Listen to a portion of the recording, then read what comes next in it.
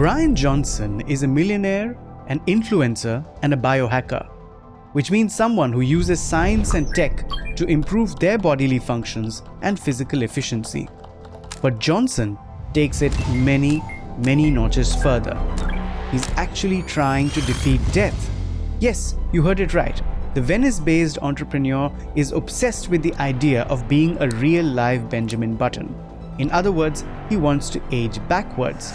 To that end, Johnson is investing $2 million a year into something called Project Blueprint, a reverse aging experiment that combines a rigorous diet and lifestyle, over 100 very expensive supplements, and tons of medical interventions, including plasma exchanges with his teenage son and his father. In his own words, it aims to measure all 70 organs of his body and then maximally reverse the quantified biological age of each. By his own claims, in 2021, while his chronological age was 44, his biological age was 36. And what's the target? Well, 18 is how old he ultimately wants to be. Johnson recently joined the ET and Times of India editorial team for them to get a glimpse into his quest for eternal youth.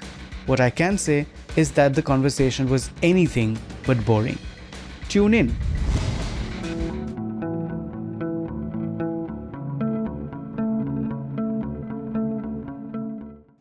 Okay, Bryan, thank you so much for joining us. So first off, given our pristine air quality, is not dying an option in India?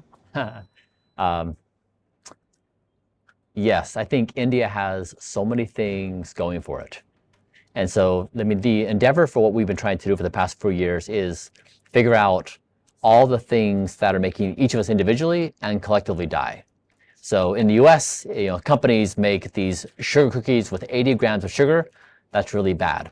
In India, you have air quality that's not great. So every country has certain things which induce bad health. So the goal was to identify all of these things and then rank them according to effect, and then try to minimize those as much as possible. Can you tell us, how did you embark on this audacious journey? What was the inflection point in your life that led you to this path? I built a previous company, Braintree Venmo, which was acquired, and I made a lot of money in doing that. It was a fulfillment of a goal I had when I was 21 years old. And I was trying to figure out what to do next. And I did a thought experiment that helped me think through this clearly. So I imagined being present in the 25th century. So a few hundred years from now, and I'm there hanging out with people, whatever form they exist in at that point. And they're reflecting on our time period right now. And they say, we appreciate Homo sapiens that existed in the early 21st century so much because we now have expanded throughout the galaxy and we have this beautiful form of existence that was unfathomable to their primitive minds. And they express appreciation that we did two things. And I wondered, what do they say we did?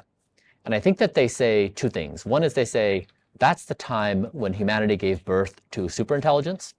And it's also the time when they realized that death was no longer inevitable. That they compress our entire century into those two things. And so I wondered, if that's really the case, what would it be? What kind of experiment would I have to do to demonstrate the process of transitioning from death being inevitable to having an ambition that we can extend our lifespans to some unknown horizon? Right. So, all of us here have been reading parts of your routine, including having dinner at 11:30 a.m. Yeah. Could you tell us, what does a day in your life look like? Every day begins the night before. So sleep is the most important thing I do every single day, because how well I sleep determines the quality of the day I live the next day. So 8:30 p.m. I go to sleep on the dot. I'll sleep for roughly 8 hours and 34 minutes. That's my average over 6 months. And in that sleep, I recorded the best sleep score in human history, 8 months of perfect sleep. I wanted to demonstrate that you can get high quality sleep every night by following certain habits. And then I'll wake up around 4 to 5 in the morning, and then I'll do a 3 to 4 hour routine every day. So I'll do some red light therapy, exercise, I'll eat a bunch of vegetables, I'll do a few other therapies, but basically it's devoted to the science of I'm trying to, recently we shared that I achieved the best biomarkers of anybody on planet Earth. I shared 43 markers from my cardiovascular health to my bone mineral density to my speed of aging, that there's no human on planet Earth that has a better set of comprehensive markers, demonstrating that these protocols have great effect in actual data. So Bryan, you often talk about this algorithm that governs your life, and you don't leave anything to choice because you feel like each time you make a choice, you make a mistake. What is this algorithm? Is it a team of researchers? Is it like an actual app that tells you what to do every day? How does this really work? There's a team of 30 medical professionals on the Blueprint team, and we choose them based upon their specialties. So someone may specialize in the heart, one may specialize in DNA methylation patterns, and then we combine all their expertise, we look at all the scientific literature, and we come together and formulate a plan, and we say, our hypothesis is the following thing, and we're going to test the following protocol. And then we do it, and then we measure to see if it worked, and then we do it again and again. And so the past 4 years has been a series of finding evidence, having a hypothesis, testing it, and looking at the data, and then redoing the whole entire process again. So are we moving to an age, or do you want a future where every individual has their own algorithm? Is that something you want to sort of commercialize? Yes. So in the same way that, like when I came here today, the person that was driving the car put the address in, and then an application determined what streets to follow. And now that application has more data on the traffic patterns in India. It knows where the busy spots are, what roads to take, far more than the driver could ever know. And we trust these algorithms because they do things, they do a better job than we could on our own. And so it's inevitable that at some point in time that algorithms will have more data on our body than we do, and it will know things we can't know at a speed we can't know them. And so yes, it's just inevitable. In the same way we use an application to navigate our way to a destination, we'll use an algorithm to manage our health. So it's inevitable. It's just guaranteed to happen. So do you want to make that available to the wider, right? Yes. Okay. For the benefit of everyone, what is the don't die philosophy? Is it about health? Is it about living forever? What is at the core of this philosophy, and why do you want to bring it to India? Yeah, it is founded upon the contemplation of, if you look at planet Earth right now and you try to quiet all the noise and you try to deduce what is the most important thing happening on this planet right now, I think there's only one thing happening. We're giving birth to superintelligence. So AI is progressing at a speed that is faster than we can understand, and it's going to change our society unfathomably. AI is going to be superior to us in many ways. It's going to call into question what we do for jobs. It will call into question who we trust for governments. It will call into question who manages knowledge. So it will basically introduce all these new questions about our society. And so the most relevant question on planet Earth is, what do Homo sapiens do when you give birth to superintelligence? Now, when you raise that question, it raises all kinds of things, politically, economically, socially, morally, ethically. So then as a society, we say, okay, who has answers? Like US, do you have answers? India, do you have answers? China, do you have answers? Now, everyone has their own ways of doing it. You say, okay, democracy, okay, capitalism, okay, religion. And so it's an observation that there's no existing form of human thought that can answer the questions for this moment. No one has the answers.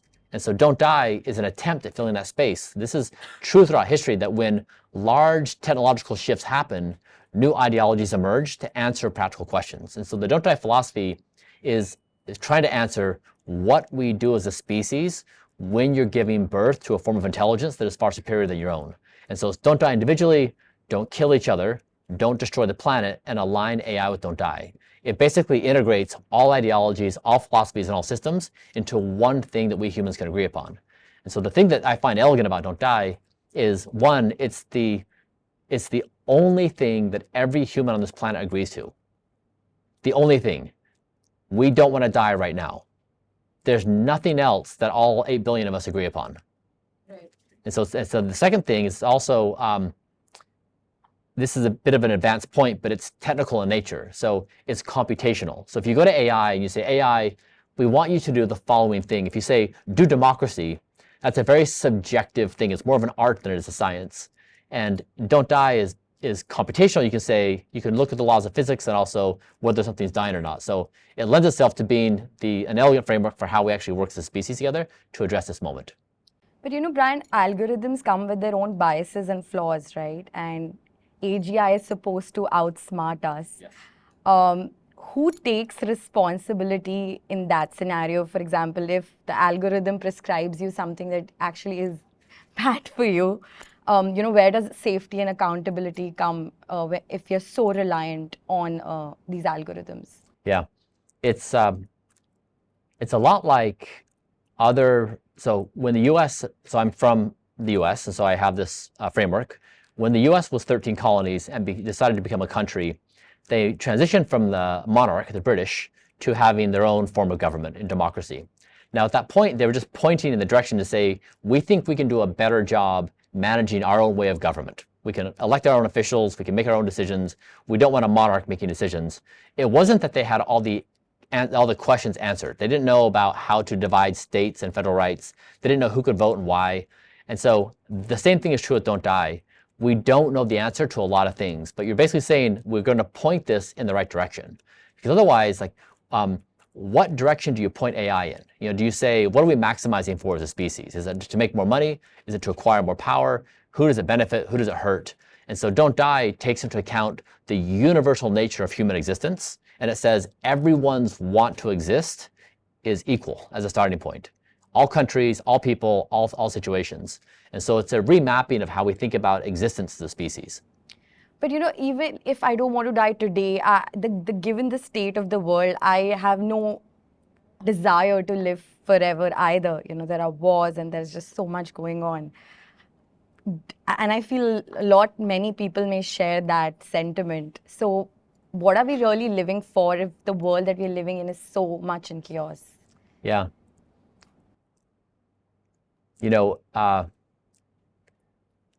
I love this story where this woman was a nurse and she took care of ALS patients, where you lose your musculoskeletal ability to control your muscles, and so you basically deteriorate to a point where you can only communicate by blinking your eyes, and then you don't even have that anymore.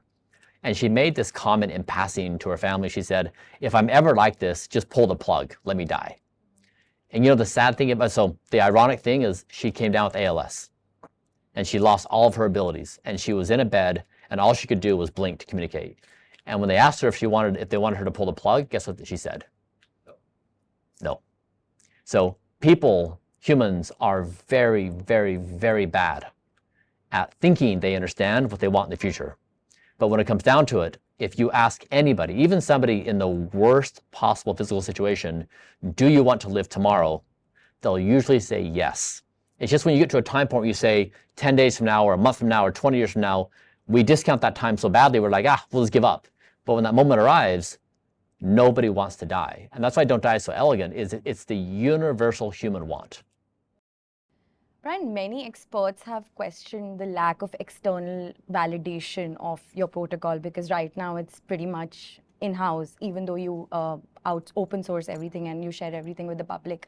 How do you sort of respond to that criticism? Do you have any plans to validate your methods from external scientific community? Yeah, so the methods we use are all based upon the best scientific evidence. Right. So it's not even on my protocol. So the thing we did that was unique is we went through all of the scientific literature and we identified the studies that had the very best evidence, and we used those population studies on me. And so this is not a protocol based upon my body or my biomarkers. It's population evidence applied to me.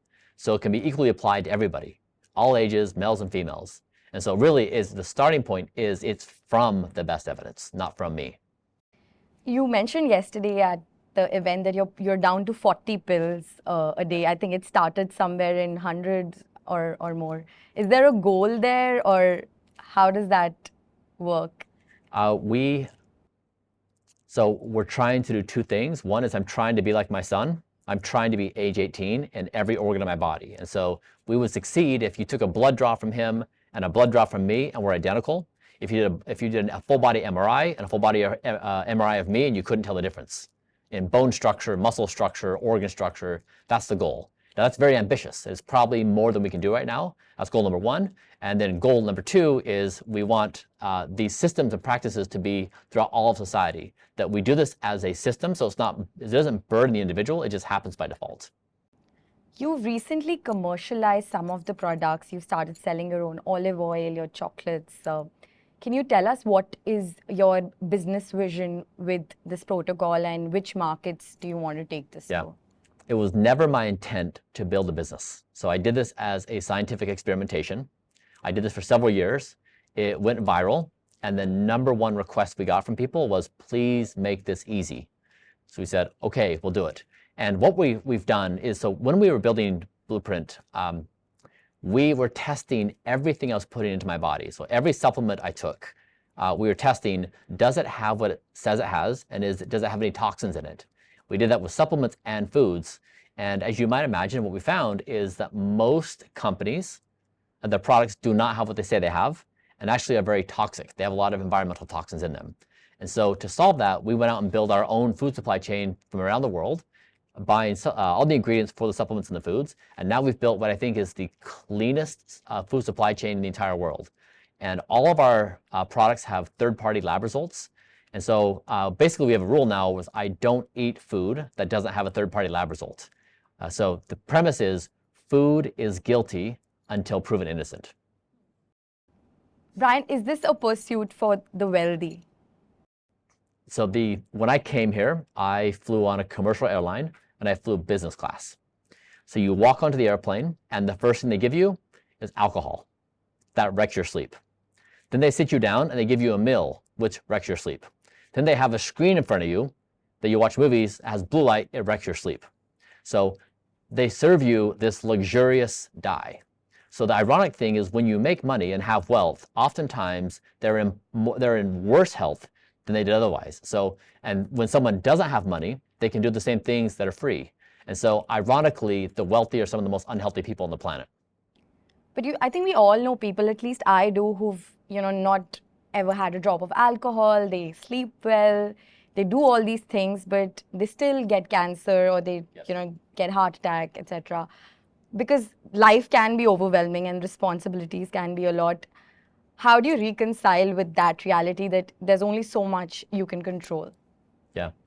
I mean, this is the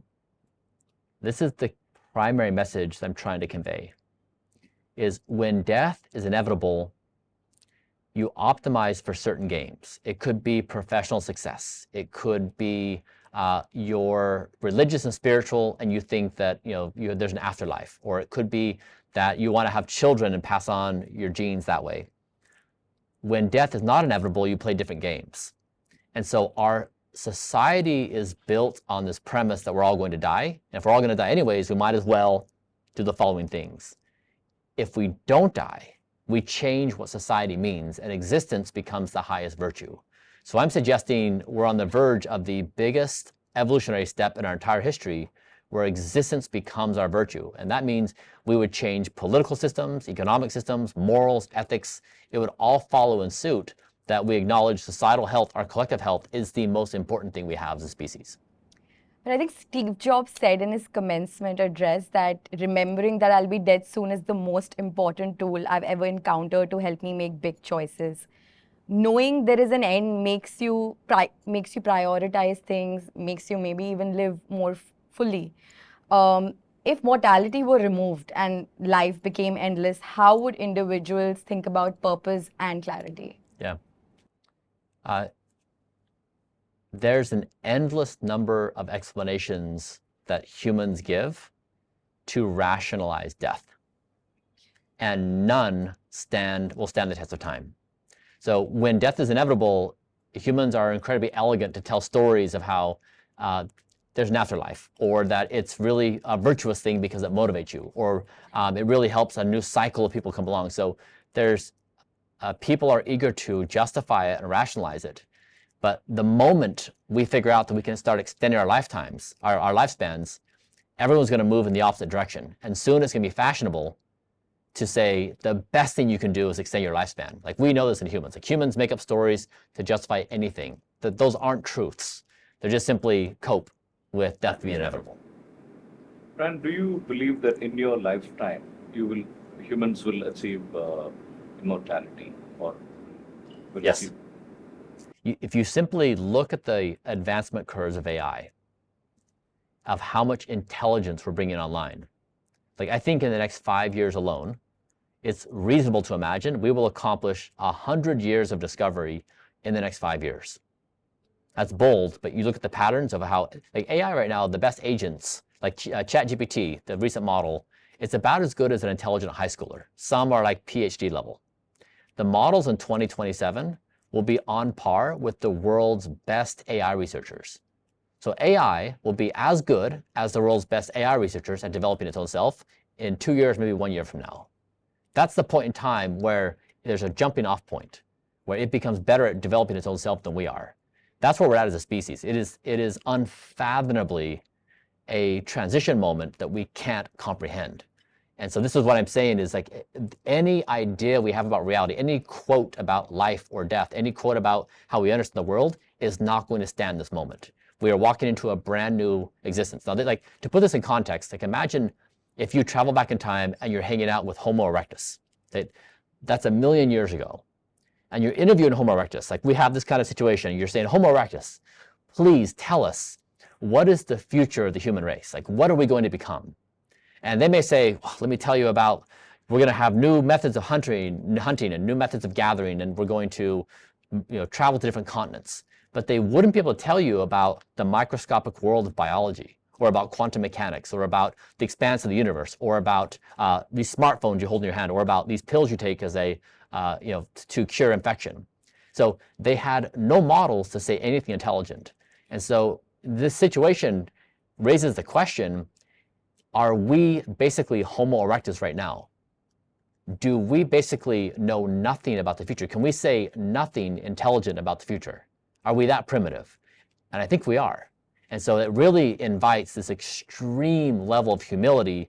We have no idea what's coming. Now in context, like when I went to college 20 years ago, I could say I'm going to study blank, I'm going to become blank and do blank until I retire. Talmadge is 19. He just finished his first year in college studying math and physics. But what does he study to be in the job force 2 years from now? Nobody knows. Well, what jobs will be around? Nobody knows. We can't see a year or two into the future.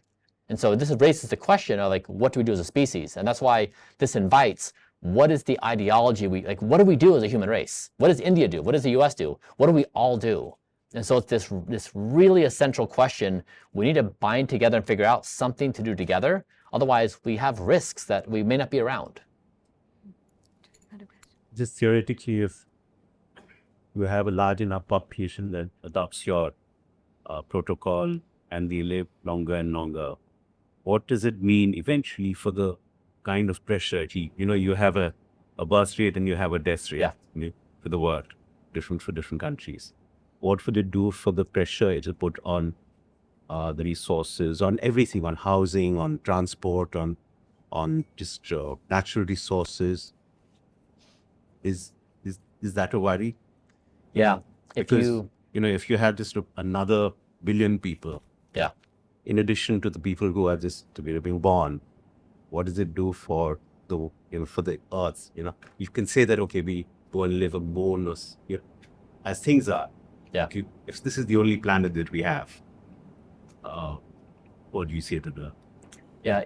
My read of history is that rarely do humans at any time and place accurately predict the problems of the future. Like they imagine what problems may become, and then the actual problems are different than what they imagined. Like for example, in New York, when horses were the primary mode of transportation, there was so much manure in the streets of New York that people didn't know what to do. The Hudson River was filled with it. It was all over the streets. It was causing disease.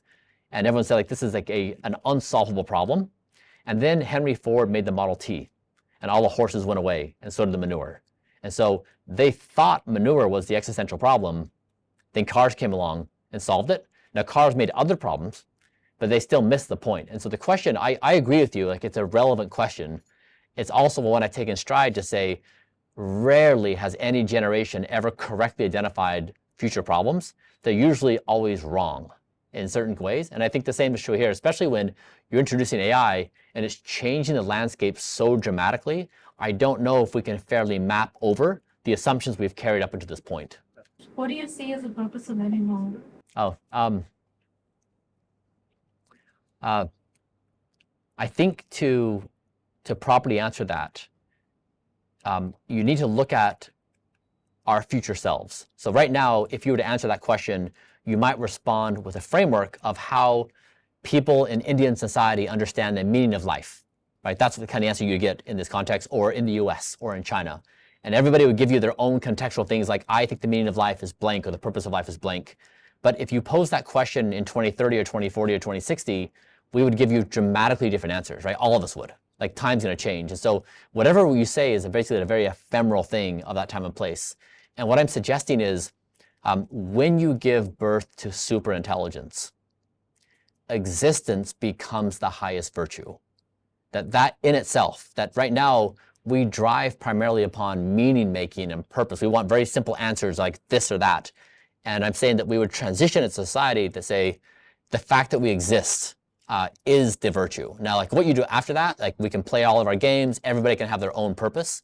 But right now, when death is inevitable, we just YOLO our way to all of our decisions, right? It cascades down, whether it's debauchery or whether it's some ideological purpose. And so I'm suggesting, like, we really have a hard time saying anything intelligent about the world right now because we're up against this wall of progress of AI. Have you had any near-death experience? Several. Several. Yeah, I learned to fly an airplane. I was with my children and we accidentally flew into a storm and we nearly died. Bryan, yesterday you talked about how you were depressed for a decade and how you nearly didn't used to be nearly as healthy as you are today. So could you talk a little bit about when you were a civilian, as it were, before you embarked on this journey, and then what caused you to embark on this journey? Yeah. So I had depression for 10 years, and it's a really unbearable existence. My mind was constantly telling me that life was hopeless and I should commit suicide. It was just on this non-stop loop. And I would have done it had it not been for my children. And so I have deep empathy for anyone in that situation. And the thing I learned from that is I don't trust my thoughts. When a thought lands in my brain, it's just something my brain did, but I can observe it for what it is, but it's not me. It's not my emotion. It's not my thought. And so questions like this, like the purpose of life, I try to watch this emerge almost with humor. But that was really one of the most formative experiences in my life. And so it really helps me now when I say, like, what is the future? What do I want in the future? What are my ideas about the future? I kind of laugh in the same way of, like, I'm probably Homo erectus. I probably have no idea what I'm talking about. I'm probably very primitive. But we humans like to fill this unknown space with our knowing to make us feel better. We don't like to leave the unknowing unaddressed. So. I'm just curious, Bryan, what do you think of, traditional medicine as we know it? Like, when we fall sick or there is a serious ailment, we resort to that. What's your point of view on that? And what do you do when you or your son is sick? Like, what do you practice? Is it something of your own from your protocol, or do you embark on, the traditional form of medicine that we know? Yeah. So one thing I'm very excited about is AI tools are now almost as good as doctors, and in many ways better than them. What do you mean by AI tools? If you just take something like ChatGPT's latest model or Claude's latest model, you can give them, so we have a system we've built where you can basically assemble a whole bunch of data on the biomarkers, a whole bunch of prompt engineering, and say, we have all these specific conditions. Can you please diagnose this for me?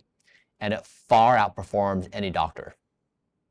And so it takes all of your data, and it's looking at the scientific literature of papers published. Like, if you're a doctor, you probably haven't read a scientific paper in 10 years or 20 years. Like, you're well behind where the science actually is. And so these models take into account all the latest science and your data in real time. And so that's why I really am very, very bullish for everybody in this room.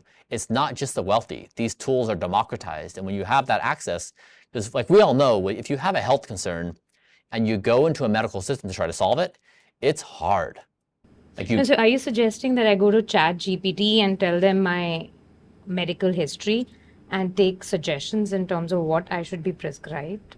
I'm saying, is that safe? Yeah, I'm saying it is a wonderful approach to educate yourself on what knowledge is accessible to become informed. So when you go to your doctor, you can say, I think the following things are possible, and I think the following options are possible. Do you think this is true or false, and why? But you at least go into that conversation knowing a rough parameter set of what to talk about, and then you can have that dialogue with your doctor. Now, the doctor, they're also getting, they also are using these AI tools. So they can take your input and then do their same process. And this is why it's so powerful. Now you have it coming from both sides, which is it's a much more robust model for health, for everybody, for the doctors, for you. So I've seen so many of my friends, and like as a family, we've gone through this. It is so much better than the way we do it now, which is you just go to the doctor, you're like, I feel blank, what's happening? And the doctor says, here's a prescription, take this drug. Like, you know, and that rarely works. You still go to the doctor, right? But Yeah. you're just going with the research that the AI tools are doing for you. Yeah, I mean, so I'll give you an example of like something we found that would be very hard to find in a medical system. So I was having these piercing headaches. I would wake up at night and my head would be pounding. And I thought I had COVID, it was during COVID. And so I'd go take a test, it wasn't positive, so I couldn't figure it out. So I had a whole body MRI, just looking at like a pre-screen, cancer, tumors, doing a baseline of my organs. And the technician randomly found that I have a narrow jugular vein. So this vein coming from my brain to my body is genetically narrow, which means I have a hard time getting blood from my brain to my body. And it was being exacerbated because of my poor posture. So I was sitting something like this or looking at my phone like this, and the poor posture, yeah, everyone. Cue, on cue. On cue, yep. Like imagine a string above your head. So my poor posture was basically limiting my blood flow from my brain to my body. And so I was able to do physical therapy, correct my posture, and improve the blood flow. That lowered the biological age of my brain by 9 years, according to my white matter hyperintensities. It was a dramatic correction. My headaches went away, my sleep improved. So it led to this whole series of changes of my posture, my physical therapy. Now that never, ever would have been solved by the traditional medical system, right? It happened only because of the MRI, only because we fed the data to the MRI, to the AI system. So like we've seen so many examples of this process where it just repeats on insight after insight that we can't do. And this is why this moment is so special, is it's transcending all of our human systems, and it's taken us to levels that we couldn't reach into before. I was sent by Sujan to visit different sites for aging research. And I remember when I went to the Kogod Center for Aging in Mayo Clinic, they had found that the combination of dasatinib and quercetin would act by removing senolytic cells. Yep. And reduce the age of the person by about 15 years. And they had already used it on primates, and they had started using it on patients with progeria. So have you used any of these? Are you waiting for FDA, which will take 15 years, so then we come back to the same where we are now? Or do you believe in using them before FDA approves of it, and you would like to start using products like this? Yeah, we don't wait for the FDA. We think we are better than the FDA in many ways. Yeah, there are limitations with N=1, so once you consider that, but our ability to quantify things, we think we can move with a rigor, like somewhat safety, so we do not wait for the formal process. But yeah, I've done 3 cycles of dasatinib and quercetin. So 50 milligrams of dasatinib, 500 milligrams of quercetin, for 3 days, once a month for 3 months. And so we saw interesting effects where you did see some senescent clearance from doing that. We also saw an increased speed of aging. So DNA methylation patterns kicked up. So this weird effect. What kicked up? DNA methylation patterns. So you basically, the methyl pattern showed that I was aging faster when doing this analytics. And so we're finding these really interesting effects where you would normally think that it has a reduction of age effect, but actually temporarily increased my speed of aging for 3 months. So even though it cleared out senescent cells, the methyl patterns increased. So it's just like everything kind of cuts both ways. So we've learned to be very humble that these things have very complicated effects. They're multivariable, and then like trying to isolate is very hard. So we at least have like some data on it.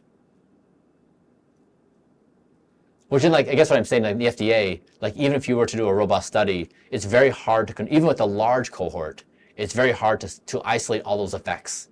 right? Because you do something very narrow. So I like that we're doing, there's limitations with our study, but I like that we can see many variables at one time because we're measuring from so many different vantage points. You mentioned metformin, but you did not say anything about rapamycin. See, he gave it up. He said it did work well. No, I didn't. Yeah, so we just discontinued that in September. So we were on rapamycin for almost 5 years. And so I was on a protocol where I was doing 6 milligrams once per week, then 6, then 13 biweekly, and then 6, 12. And then we measured my blood rapamycin levels. So I would take the dose and I would, with fat to increase the absorption, then measure blood levels 2 hours, 24 hours, 48, 72, 96, and see the half-life decay to figure out what my Cmax was, then the half-life decay. And rapamycin was like the most promising drug in the field. If you said, what do most anti-aging scientists agree upon, you probably had more agreement on rapamycin than anything else. More than metformin. More than metformin. Yet, it messed up my lipids, it messed up my blood glucose, it gave me a higher resting heart rate, and I had small tissue infections. So I had a very high side effect profile. And so we finally just said, the side effects are not worth it. And after getting off it, my lipids corrected, blood glucose corrected, resting heart rate went down 10%, and soft tissue infections went away. So it's complicated. So we stopped the most promising anti-aging drug after 5 years. We don't think the effects are worth it. The side effects are worth it. Why did it take you 5 years to discover that your lipids and that's why? Isn't there a way that you can find out much, shorten that cycle of discovery and 5 years is a long time. Yeah. Right? Yeah, because we were trying to isolate effects of other things. So we've been trying to cycle through like senolytic protocols, dasatinib and quercetin. We were looking at caloric restriction. So we started basically to say, like, how do we take all the best science and put it into one person at one time? Now, if you sequence that slowly, it'll take you a long time to get through those things. So we went through pretty quickly on adoption, and then we've been trying to peel things away to isolate effects. So it's just like whether you want to do the experimentation on the front end or the back end. So we did a process of elimination on some things. That was one. Do you ever get angry? Do I get angry? That's a yes. We haven't had a fight a single time in our life. You still not answer the question. If he says yes, will you get angry? I don't think I do. You don't. I don't think I really don't get angry. And like he said, like we have never had a fight in our entire lives. He's never been sent to his room. He's never been in trouble. No, we just like we. Yeah. There's 2 other siblings too. Same with them. So Bryan, Dr. Atia talks about NMN, resveratrol, and metformin as a protocol. Yeah. What's the minimum a lay person can do to have some kind of a longevity protocol? The most powerful drug on the market is sleep. Sleep. Unquestionably. And then the second most powerful drug on market is exercise. And the third most powerful drug on market is proper nutrition.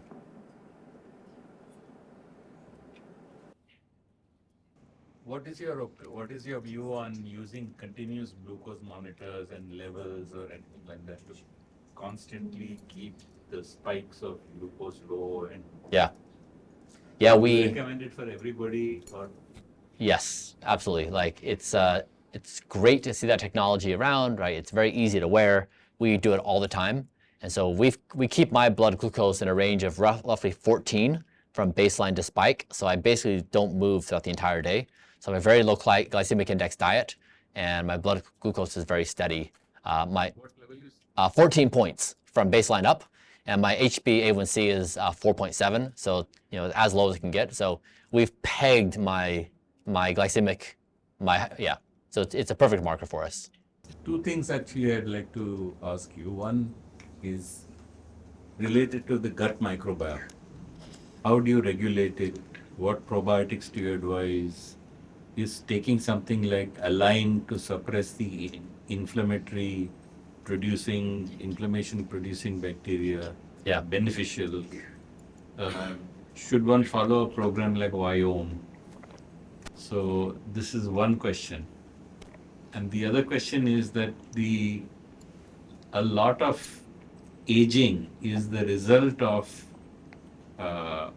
the brain constantly going into the default mode network. And this going into the default mode network, which centers around the self or the ego, is the cause of all suffering, which is also agreed by science, and it's also agreed by Buddhism or Vedanta, whatever it is. So many drugs, for example, we talked about the use of ketamine. Psilocybin. Yeah. So these reduce the brain from slipping into the default mode network. Are you doing anything on these two directions? Yeah. One is the gut microbiome and the other is the default mode network. Yeah, on the gut microbiome, my scientific team, their current opinion is they wish they knew what markers to focus on for the gut microbiome. That like they just don't view that the evidence has crossed a threshold where you can say this marker at this level for this reason. And so left doing these blunt instruments of we have a lot of plant fiber, we eat fermented foods, there's a few things I do on prebiotics, but we don't believe we can speak with confidence that this is the profile and why. So we're very much experimenting. So like we focus on things like short chain fatty acids and like the easy ones, but really we've not robustly addressed the microbiome. We're working on it, but it's the lack of evidence that we want to see more robust evidence. And then in terms of the default mode network, I built a company called Kernel. We built one of the world's best brain interfaces. It uses light, time-domain functional near-infrared spectroscopy. So just like, think of like a pulse oximeter on the finger. You put a helmet on your head, and it reads out brain activity using light. And one of the experiments we did is I did ketamine with this on my head. And so I measured my default mode network for 30 days before the therapy. I then did ketamine with the brain interface, and then I did 5 days post looking at my brain.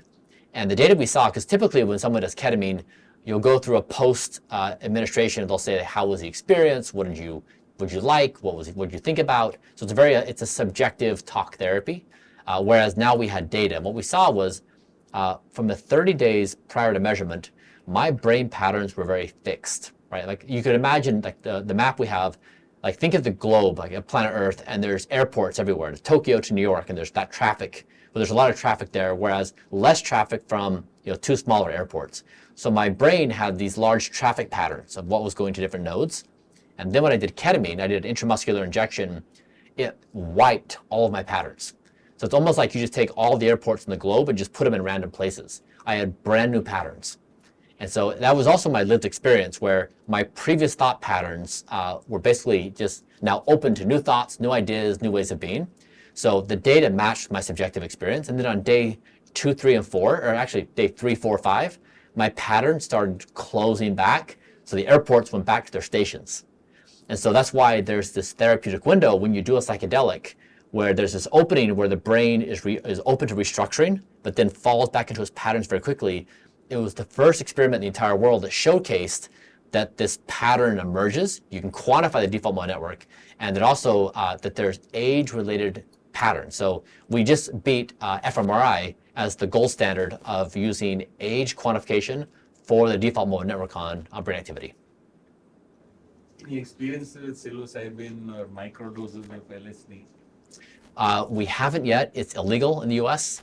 So we need to figure out how to do it. We've wanted to use psychedelics. There's not a lot of evidence on psychedelics and longevity, which is our primary objective.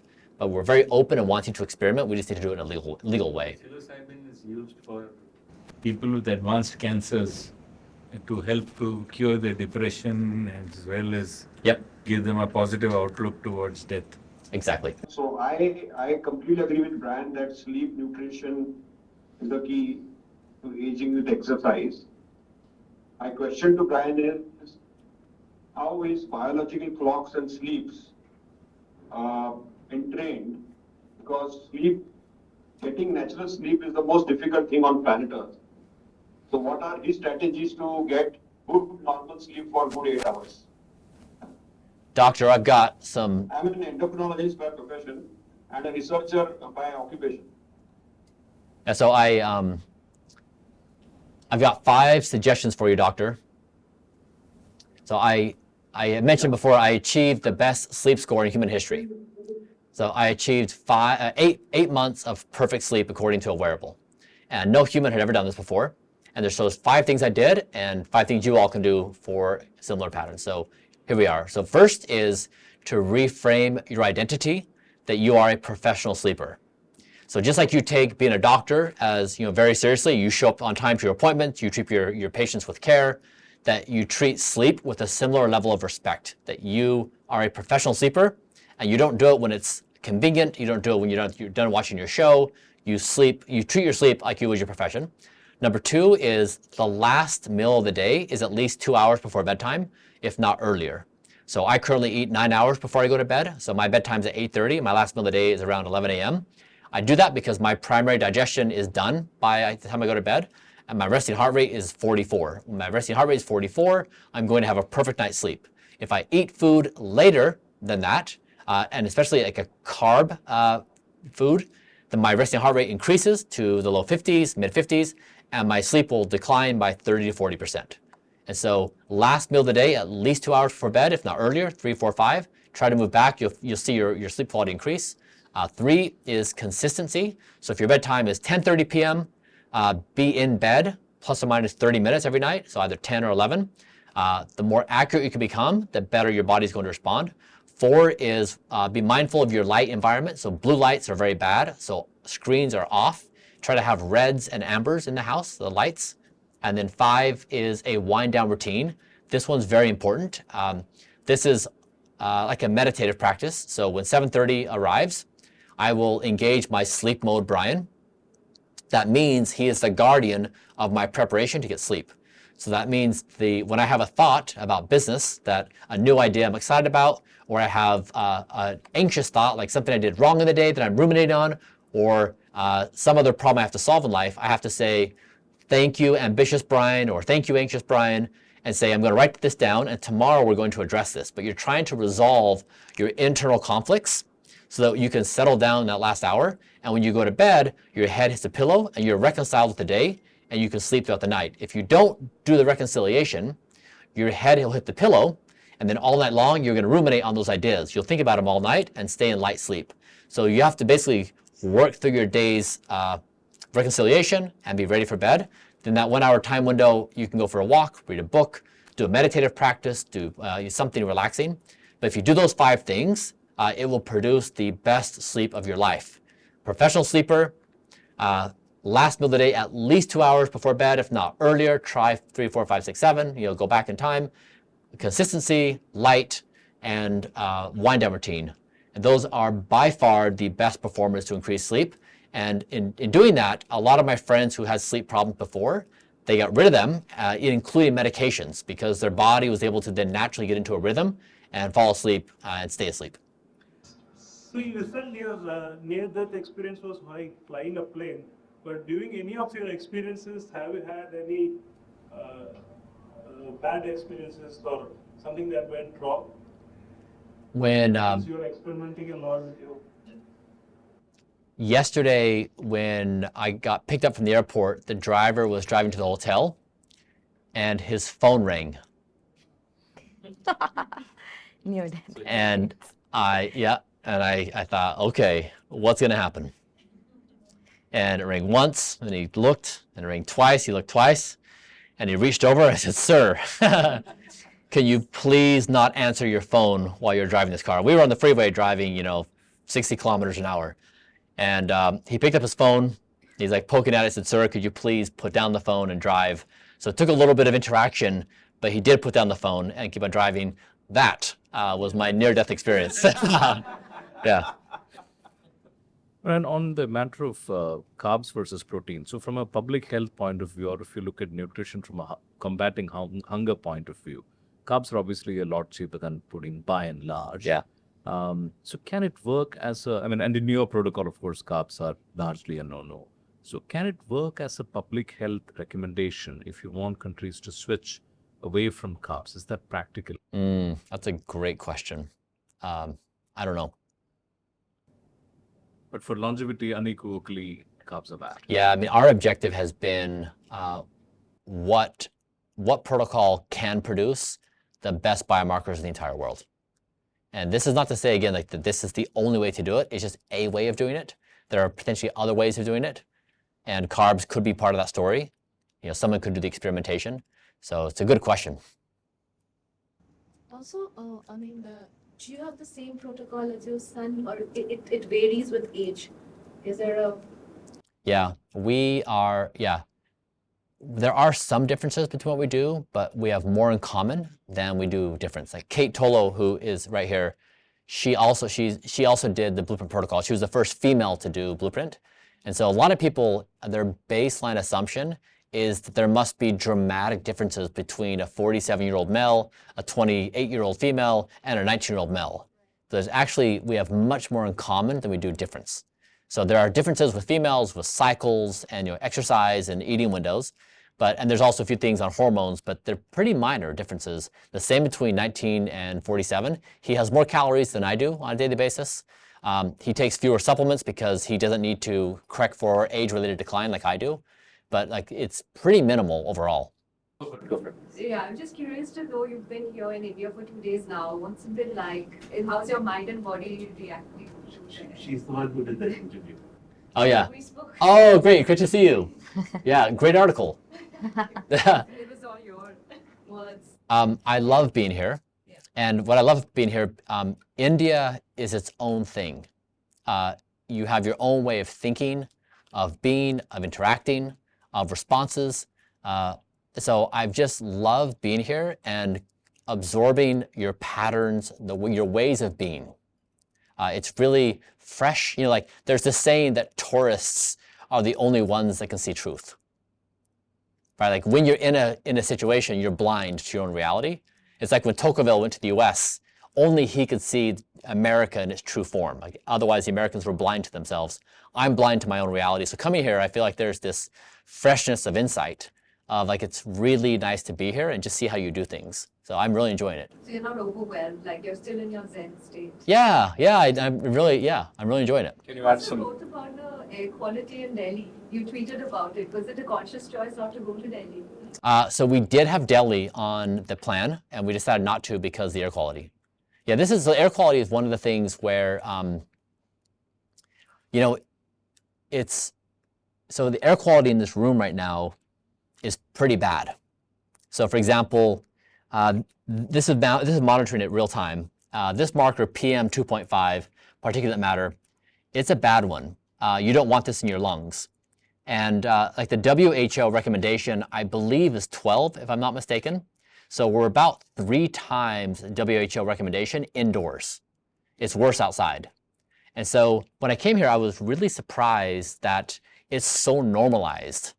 Nobody's wearing a mask. We should all be wearing masks, especially outside. We have an air filter we've been taking around with us, this guy here. To achieve levels. But this is the kind of thing where when you're a tourist, you see it, but you live here and it's just normalized and no one thinks about it. In the US, we have other things we've normalized. For example, I was talking about this company that makes these cookies that have 80 grams of sugar and they're 1,000 calories. And they're one of the fastest growing companies in the US. That's like diabetes in a cookie.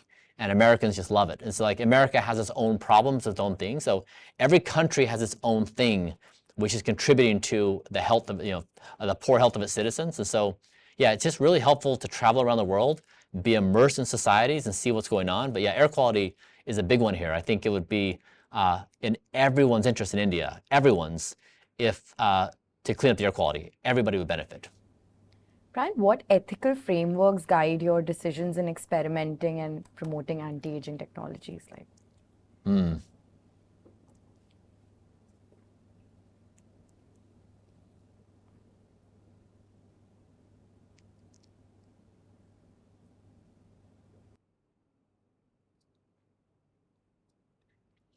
The only ethic I come back to is that existence is the highest virtue for everyone. Right now, we're broken out into a society of countries. We have country identities, we have gender identities, we have professional identities, and we break ourselves off to these different groups. And we just have so much more in common than we do different, all of us. We are conscious and we exist. And so my ethics are really around this contemplation that like, this is where we're heading. And I think these old ways of understanding ourselves, of grouping ourselves, will not be relevant. That we'll figure out that we really are much more of a,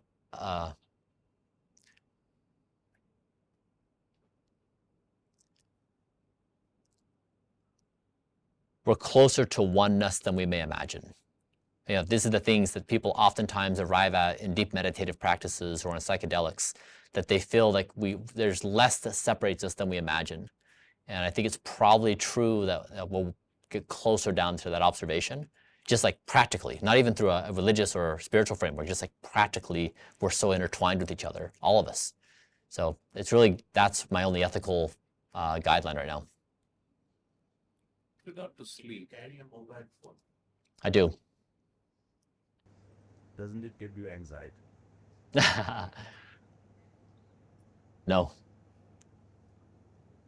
With regard to sleep, many hot countries, including India, we have a concept of a siesta, sleeping in the afternoon. Yeah. So does it still work if you sleep, say, 6 hours at night, but you get a supplementary 1 hour of sleep in the afternoon? Sure. Yeah. You can find some people do biphasic, some are monophasic. So just trial your process. You can win. There's many paths to proper sleep. And the way you can measure that, so you can have any kind of schedule, but you want to look at certain markers, for example, like your amount of deep and REM. You want to look at markers like your S100B, a protein that modulates, whether you have, so when you get a traumatic brain injury, this protein spikes and it crosses the blood-brain barrier and gets and causes neural damage. When you get a bad night's sleep, the same thing happens. So if you're getting good sleep, you can look at markers in your body to say, hey, body, are you happy with the sleep we're getting, or are you mad? And so there's ways to probe at that question to say, is my sleep schedule actually working?